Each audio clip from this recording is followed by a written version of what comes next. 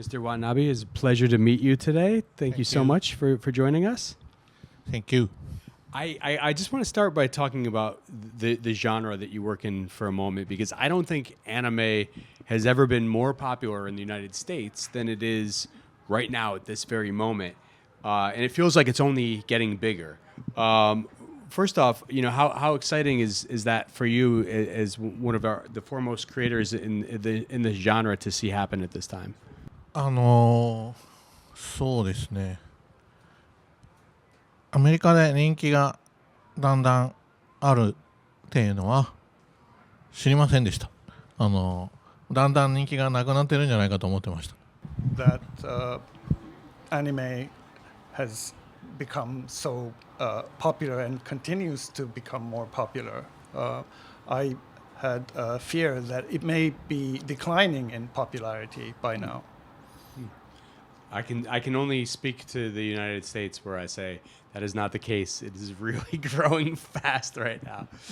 アメリカに関してだけですけど言えるのは、だけど、私が見てる範囲ではやっぱりどんどんやっぱり人気が高まってるというふうに思います。いや、でもよりたくさんの人に見てもらえる機会が増えるっていうことなんで、それは嬉しいことだと思ってます。If that's so, then that means more opportunities for my work to be seen by more people. So that's a plus. And I think we see evidence of its popularity in the United States by this partnership that we're here to talk about today, which is Lazarus on Adult Swim. What can you tell us about how this partnership came about? そんな、環境というかその状況の一つが今回ラザロで、カートゥーンネットワークとの、での、放映とそういうのとつながってると思うんですけれども、その協力っていうのはどういう形で始まったんでしょ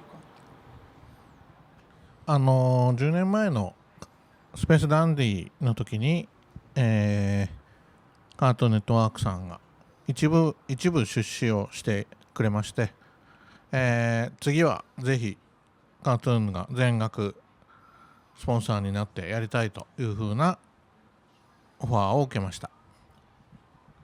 Actually, the way it started was with another project that I did earlier called Space Dandy about 10 years ago, and then Cartoon Network had a little piece of it, an investment for that project, and they said that they would do a wholly original project with him at Cartoon Network.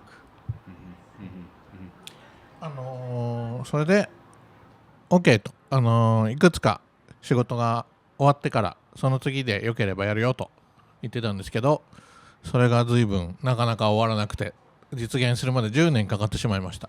And I said, okay then, I'll finish the little few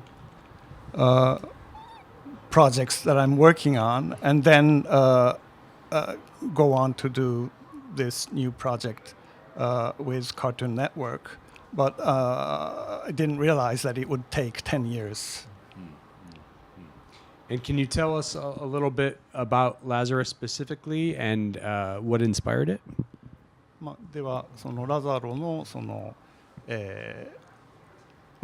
どういうふうに始まったかっていうのと、あと音楽企画自体のコンセプトについてちょっとお話しいただけますか。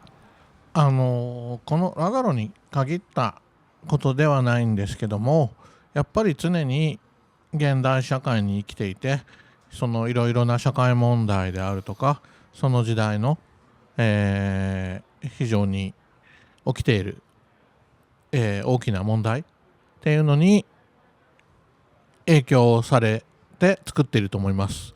ラザロの場合もそうですね、オピオイドの問題であるとか、気候危機の問題であるとか、そういうものがすごく作品を作るきっかけとしては大きな影響があったと思います。Like other projects that I did, Lazarus was also inspired and influenced by things that are actually happening in the world, in our society. For instance, one of them being like the opioid crisis. 一応見ただけだとそんなに、なんかアクションばっかりじゃないかと思うかもしれませんけども、まあ続けて見てもらえると、13本で一つの話になっているので今回、いろいろなそういうことが分かってくると思います。If you've just seen maybe the first episode, it might not feel like there are any other influences, but it's designed as a story that has an arc that spans the whole 13 episodes. So I hope people watch all 13. I've gotten to take a first look at the series. It looks amazing, and like your previous work, specifically Cowboy Bebop, has really fantastic action sequences. And I'm always wondering, because anime and animation are a different medium, how much of those fight scenes are choreographed like you would a live action piece. 今回もアクションが素晴らしいんですけれども、